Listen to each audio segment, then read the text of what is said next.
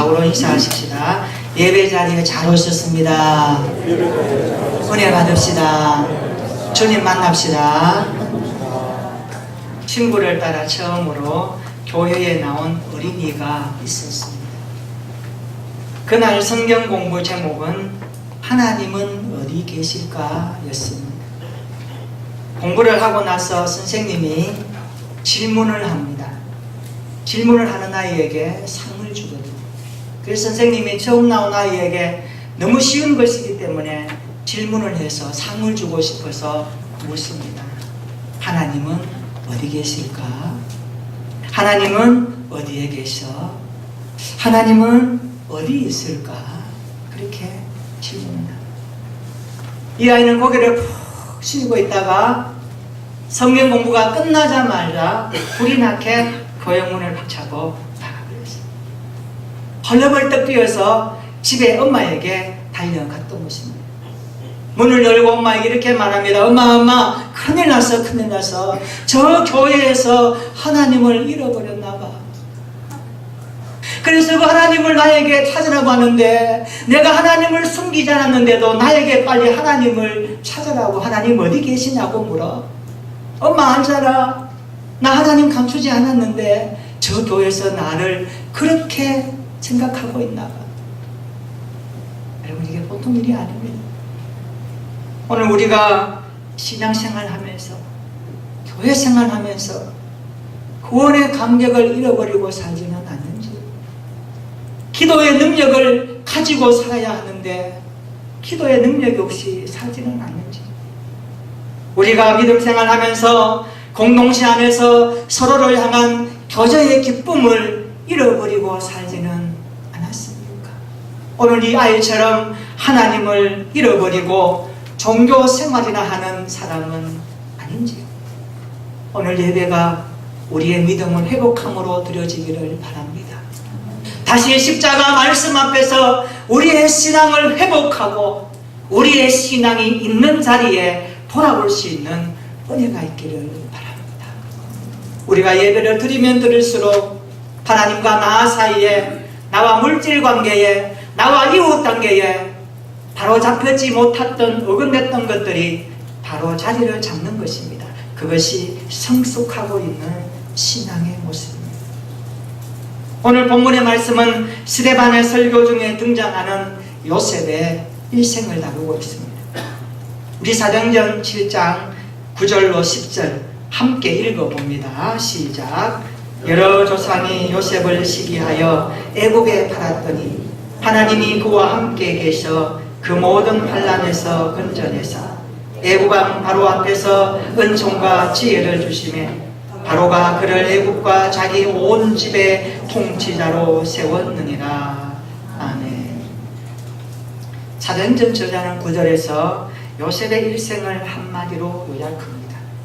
여러 조상들이 요셉을 시기하였지만 하나님은 그와 함께 하셨고, 많은 사람들이 요셉을 방해했지만 그의 인생을 무너뜨리려고 했지만 하나님은 요셉과 함께 하셨다. 표현하면 이렇습니다. 바람이 불었지만 나무가 넘어지지 않았다는 것입니다. 태풍이 몰아쳤지만 나무는 쓰러지지 않았다는 것입니다. 오늘 스데반의 설교 가운데 요셉의 일생을 이렇게 말씀합니다. 많은 사람들이 요셉을 방해했지만 하나님은 그와 함께 하셨다. 할렐루야. 이 말씀이 저와 여러분을 향한 말씀이 되기를 바랍니다. 오늘 설교 제목을 이렇게 정했습니다. 하나님이 함께하는 사람. 따라서 합시다. 하나님이 함께하는 사람. 저는 우리 교회 모든 성도들에게 하나님께서 함께 하시기를 축원합니다.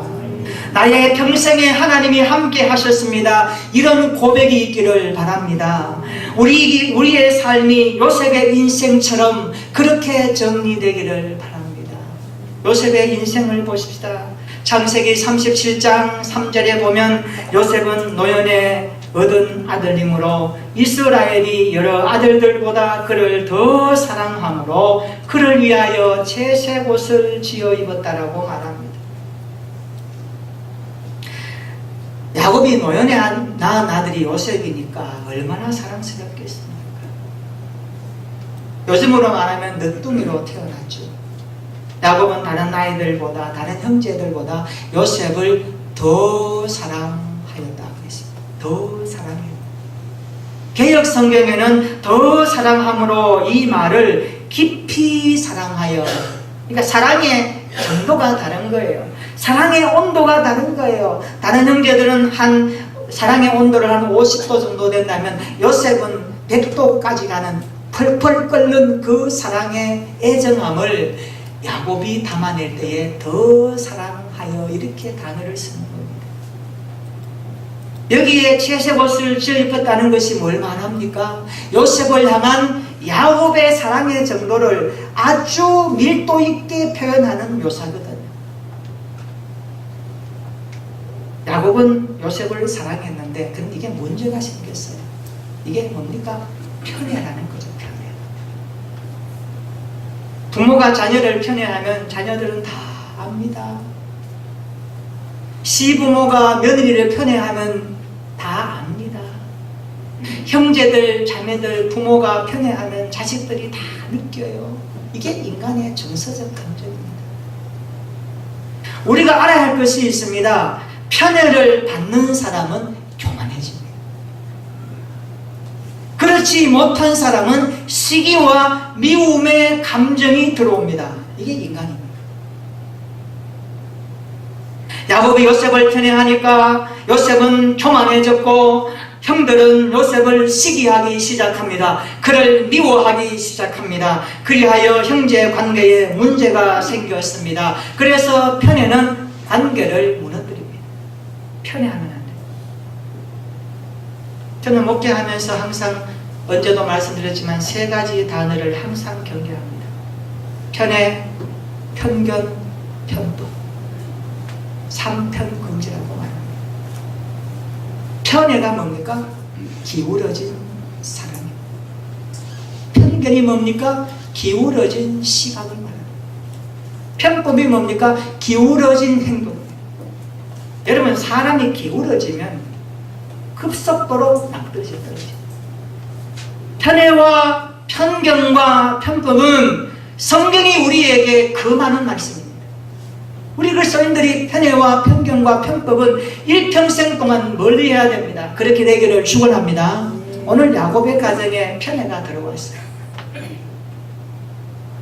부모가 자녀를 사랑하는 것은 마땅합니다. 그러나 부모의 사랑이 편애로 나타나면 곤란합니다.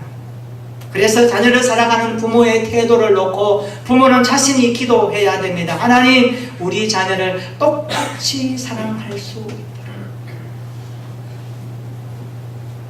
그래서 우리 가정의 이야기를 잠깐 하겠습니다. 우리 자녀들 세 자녀 아닙니까? 키울 때 잠자기 전에 기도해 주었던 기억이 많습니다. 기도하기 전에 꼭 이렇게 말을 합니다. 사랑하는 재영아, 장훈아, 타문아, 하나님은, 아빠는, 엄마는 너희를 똑같이 많이 사랑한다. 꼭 그렇게 말해주세요. 편애하지 않아요. 똑같이 사랑해요. 하나님은, 아빠가 목사니까 원래가 목사님은 또 아빠 일 들어가면 좋아요. 이게 신앙적으로 중요한 공격. 하나님은, 목사님은, 아빠는, 엄마는 너희들을 똑같이 편애하지 않고 많이 듬뿍 깊이 있는 사랑으로 사랑한다. 표현해주고 싶었던 거예요. 여러분, 야곱을 보십시오. 요셉을 편애하니까 형제간에 문제가 급속도로 나타났습니다. 그래서 쉬운 성경에 보니까 창세기 37장 3절에 이렇게 번역을 했습니다. 요셉의 형들은 아버지가 자기들보다 요셉을 더 사랑하는 것을 알고 동생 요셉을 미워하여 요셉에게 인사말도 건네지 않았습니다. 좀 더 리얼하게 표현하죠. 여러분, 가족 간에 인사하지 않는 것이 되었다면 얼마나 골 깊은 상처가 있겠습니까? 야곱이 요셉을 더 사랑하는 것을 알고 형들은 요셉에게 인사도 하지 않았다고 말합니다. 창세기 37장 4절에 보면 그의 형들이 아버지가 형들보다 그를 더 사랑함을 보고 그를 미워하였다라고 말합니다. 5절에도 보면 형들이 요셉을 더욱 미워하였더라라고 기록합니다. 창세기 37장 8절에도 요셉을 더욱 미워하더니라고 말씀합니다. 그러면 요셉은 어떻습니까? 요셉은 뭐 그냥 그런 대로 지나가나요? 아니죠. 요셉은 더욱더 만만치 않았습니다. 창세기 37장 2절에 보면 야곱의 조건은 이러하니라. 요셉이 17세의 소년으로서 그의 형들과 함께 양을 칠 때에 그의 아버지의 아내들 빌하와 실바의 아들들과 더불어 함께 있었더니 그가 그들의 잘못을 아버지에게 말하더라. 이게 뭐예요?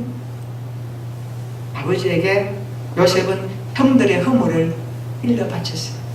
고자질 했던 거예요. 이게 얄미운 짓이죠? 얄미운 짓이죠. 창세기 37장 5절에 보면 요셉이 꿈을 꿉니다. 그리고 그 꿈을 형들에게 말할 때에 형들이 미워했습니다. 6절에 보면 요셉이 형들에게 이르되 청하건대 내가 꾼 꿈을 들으시오. 7절에서 말씀합니다. 우리가 밭에서 곡식단을 묶더니 네 단은 일어서고 당신들의 단은 네 단을 둘러서서 절하더이다. 9절에 더 기가 막힙니다. 또 꿈을 꾼 적 해와 달과 11별이 내게 절하더이다. 자, 이것을 들을 때 요셉의 형들이 기분이 나쁠까요? 좋을까요? 해와 달과 그 수많은 별들 가운데 유독 11별이라고 꼬집어서 왜 말하죠? 11명의 형들이. 이게 참 그런 거 아니겠어요? 관계가 그런 거. 부모님까지 자기에게 전한다고 하니까 형제들까지 자기에 있어서라는 꿈을 막 형들에게 이야기하고 자랑삼아 말하니까. 물론 하나님이 꿈을 주셨고 요셉이 그 꿈을 통해서 이루어집니다마는 이 관계를 보자고요.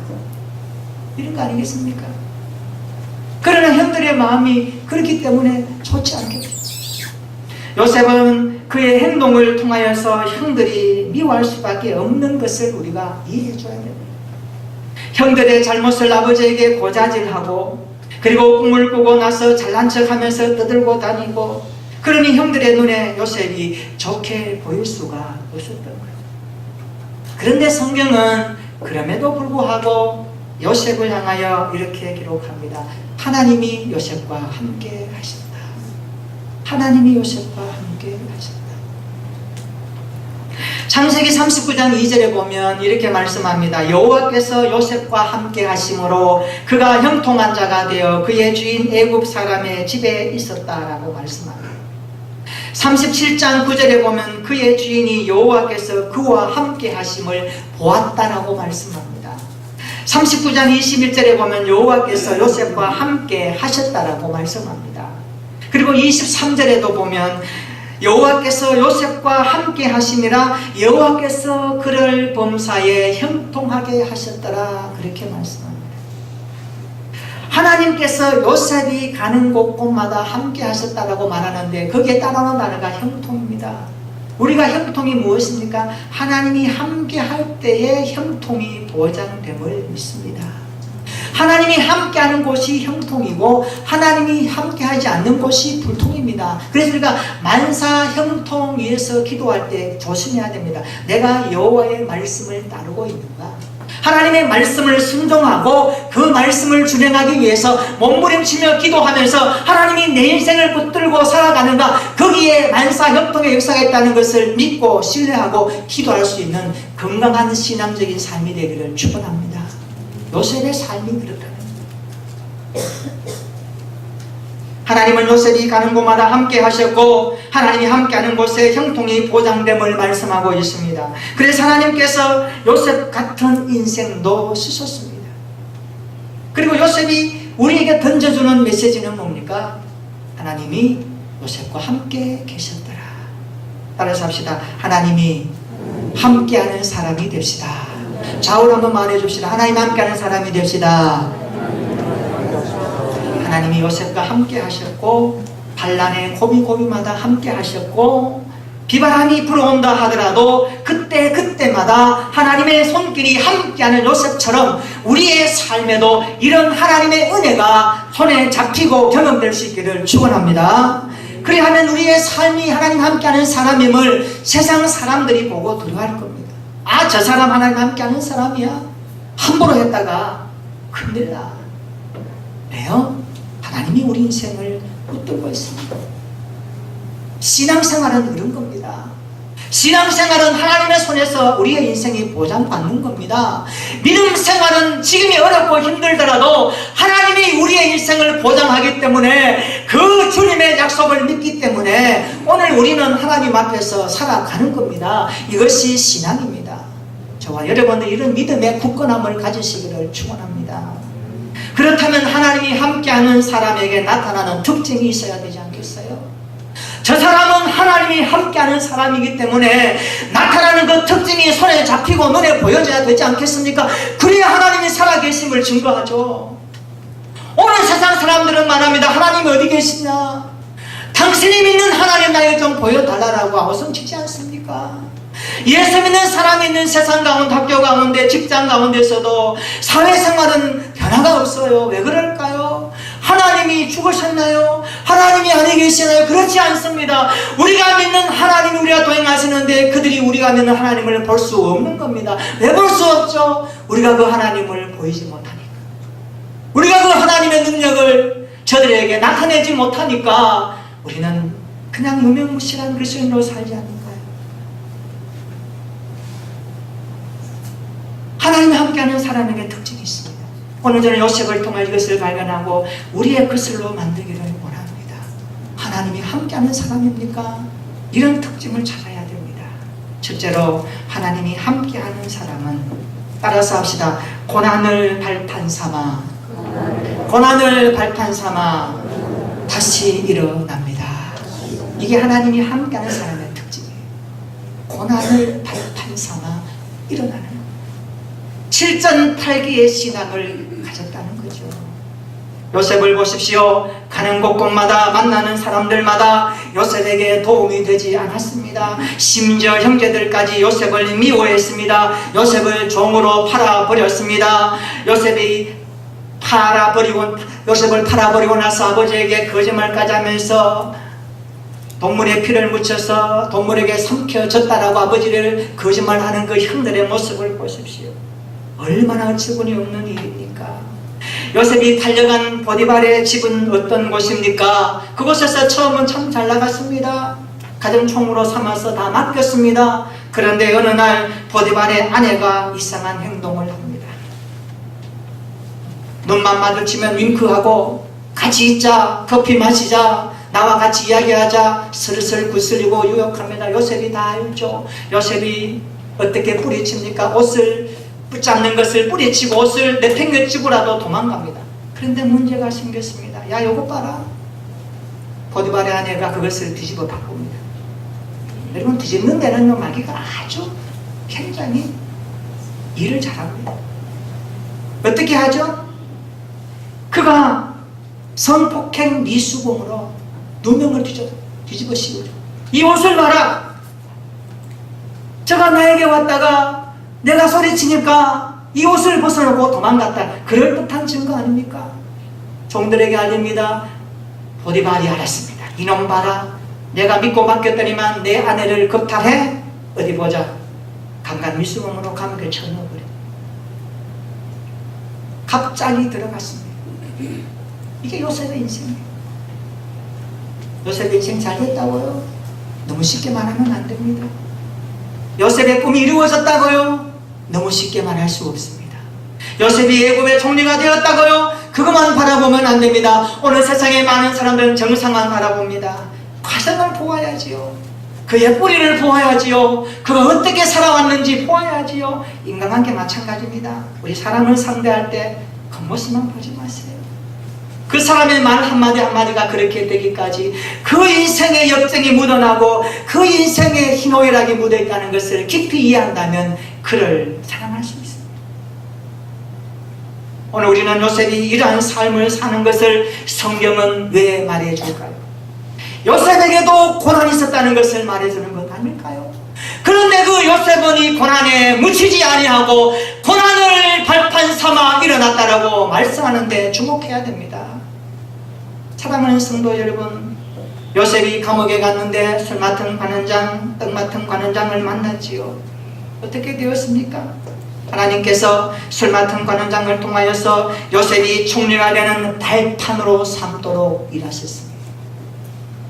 모두가 저주라고 말하는 그 감옥이 이제는 요셉을 총리가 되게 하는 발판이 되었다는 것을 아십니까? 우리가 알아야 됩니다.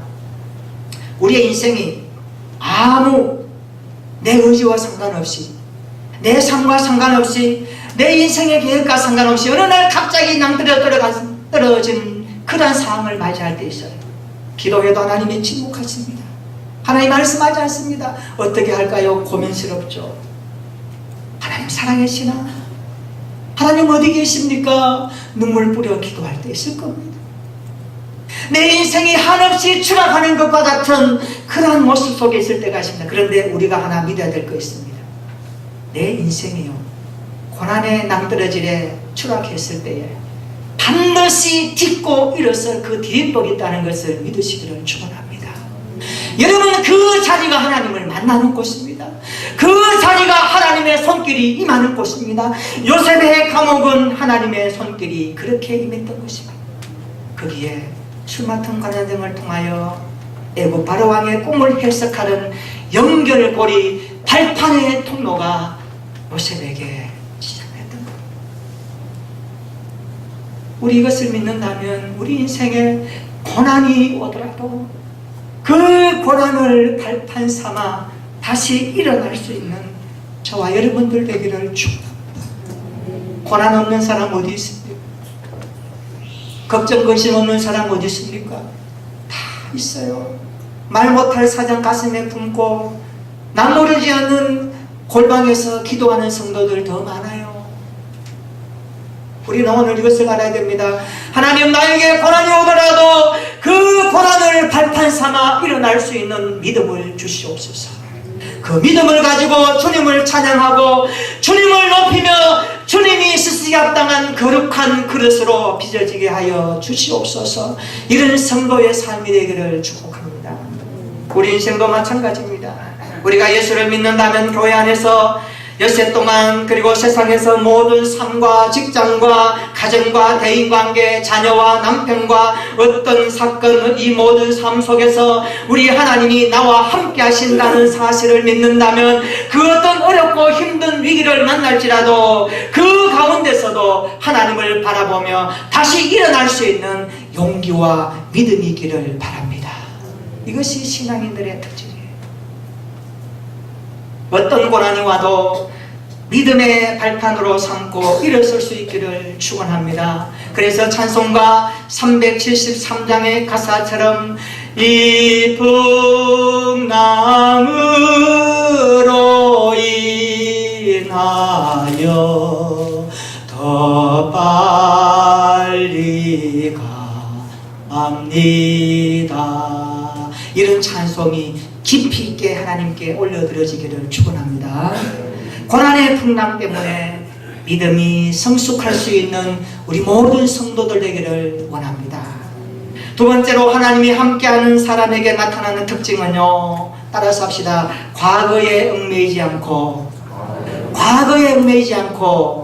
미래를 바라보라. 요셉의 인생이 그런 삶을 살았습니다. 요셉의 인생이 그러했지요. 요셉은 과거에 얽매이지 않았습니다. 그의 눈은 항상 미래를 향하고 있었습니다. 꿈을 향하고 있었습니다. 하나님의 나라를 향하고 있었습니다. 우리는 성경에서 이것을 확인할 수 있습니다. 풍년의 때가 되었죠. 형들이 애굽으로 양식을 사러 갔습니다. 아직도 형들의 마음속에는 요셉이 애굽에 팔려가서, 누군가에게 팔려가서 소식도 없으니까 죽은 줄만 알고 있어요. 드디어 요셉이 형들에게 자기의 존재를 알립니다. 어떨까요?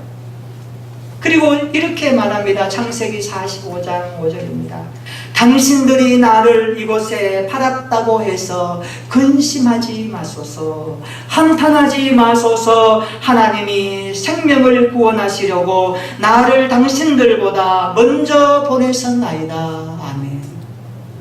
요셉이 살아서 애굽의 총리가 된 것을 알게 된 형제들은 두려워하기 시작합니다. 이제는 죽었다라고 걱정하기 시작합니다. 두려워 떨고 있는 형들에게 요셉이 이렇게 대답합니다. 창세기 50장 20절로 21절입니다. 당신들은 나를 해하려 하였으나 하나님은 그것을 선으로 바꾸사 오늘과 같이 많은 백성의 생명을 구원하게 하시려 하셨나니 당신들은 두려워하지 마소서. 내가 당신들과 당신들의 자녀를 기르리이다 하고 그들을 간곡한 말로 위로하였더라. 놀랍죠? 놀라워요. 요셉이 과거의 아픔에 매여 있었으면, 그 상처에 매여 있었으면 이렇게 말할 수 있었겠습니까? 많은 종을 거느린 요셉의 한마디면 형들은 감옥에 집어넣는 것 시간 문제입니다. 여봐라, 당장 이 사람들을 잡아라. 이 사람들은 과거에 나를 애굽에 팔았던 아주 몹쓸 짓을 한 사람들이란다. 그것도 나를 노예로 팔아버렸던 인간이 할 수 없는 일을 저질렀단다. 이제 내가 그것을 다시 한번 이들에게 죄를 갖겠노라 했으면 이들은요 감옥에 들어갈 수밖에 없습니다. 그러나 요셉의 과거의 고난을 그는 기억하지 않았습니다. 그 아픔의 상처를 떠올리지 않았습니다. 오히려 그것을 통하여 일하시는 하나님의 위대하신 손길을 바라보며 그의 눈은 미래를 바라보고 있었습니다. 이것이 신앙입니다. 우리의 신앙은 과거의 아픔에, 과거의 상처에 매이는 자가 아닙니다.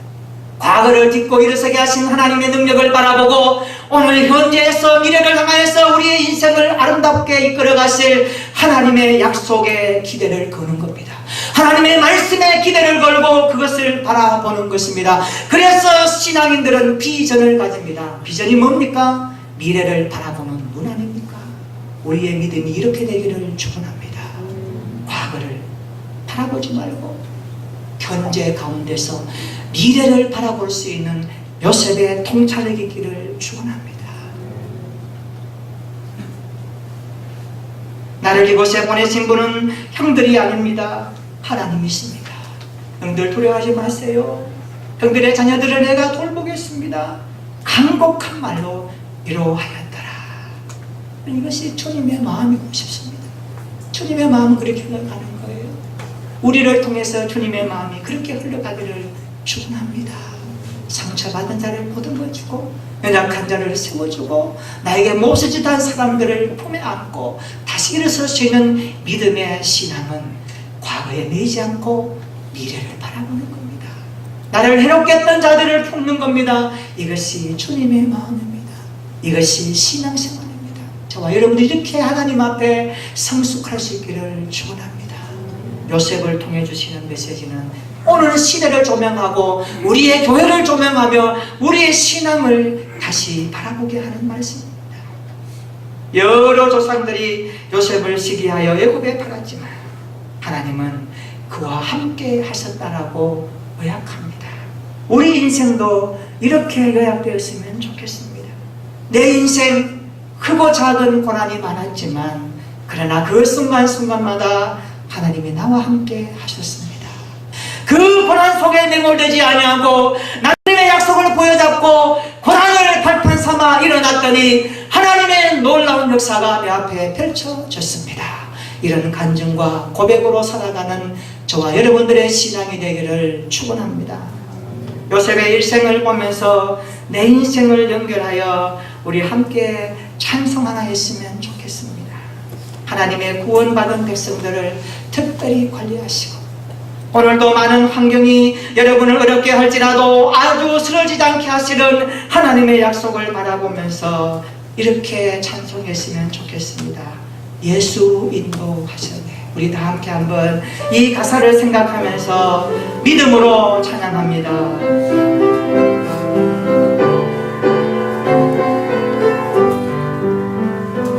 내 인생 여정 끝내요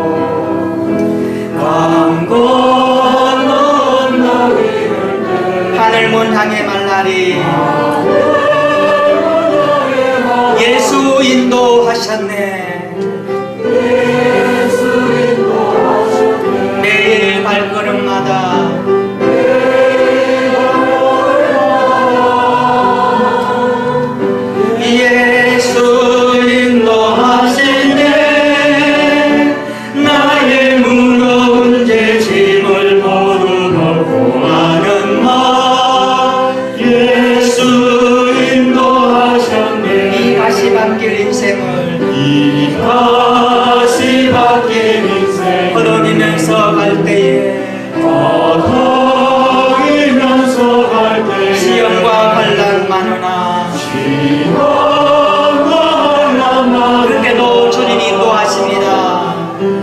예수 인도하셨네. 매일 발걸음마다 매일 발걸음마다 예수 인도하시네. 예수 인도하셨네. 나의 무거운 죄 짐을 모두 벗고 하는 날 예수 인도하셨네. 내 밟은 발걸음마다 내 밟은 발걸음 주 예수 보살피시사 주 예수 보살피시사 승리의 개가 부르며 승리의 개가 부르며 주님을 찬송합니다. 주를 찬송하리라. 매일 발걸음마다 예수 인도하시네. 나의 무거운 죄 짐을 모두 벗고 하는 날 예수 인도하셨네. 우리 인생 나아가는 그날까지 주님이 인도하십니다. 그 주님을 믿고 신뢰할 수 있기를 바랍니다. 무거운 인생의 짐을 지고 가는 우리 주님 혼자 두지 않습니다. 이 가사처럼 매일 발걸음마다 주님이 인도하십니다. 이 믿음 가지시고 이 세상을 향하여서 힘차게 걸어갈 수 있기를 축원합니다. 우리 앞에 시기와 질투가 있어도 넘어지지 맙시다. 하나님은 우리를 환난에서 건져 주십니다. 하나님은 평생 우리와 함께 하시고자 그 이름으로 우리에게 약속하십니다. 임마누엘로 증거를 삼으십니다. 고난을 발판 삼아 일어납시다. 과거에 얽매이지 말고 미래를 바라봅시다. 그 주님의 손길을 신뢰하고 이번 한 주간도 굳건한 요셉의 믿음처럼 우리와 함께 하시는 하나님을 바라보고 이 땅 가운데서도 하루하루 승리하며 감사하는 저와 여러분들의 일상이 되기를 주님의 이름으로 축원합니다.